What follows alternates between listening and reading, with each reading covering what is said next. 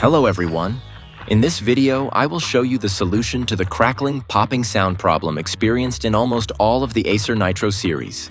You do not need to deal with any drivers or anything else. There is a very easy solution to this. Let's get started. Right-click the speaker icon in the system tray and select Sound Settings. Go to the Speakers tab. In the Format section, it will be 24-bit by default. Change it to 16-bit.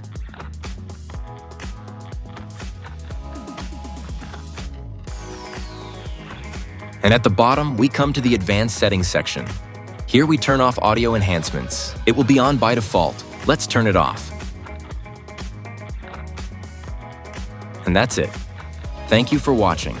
I hope your problem is solved. If I helped, please like the video, comment, and don't forget to like the video to support me.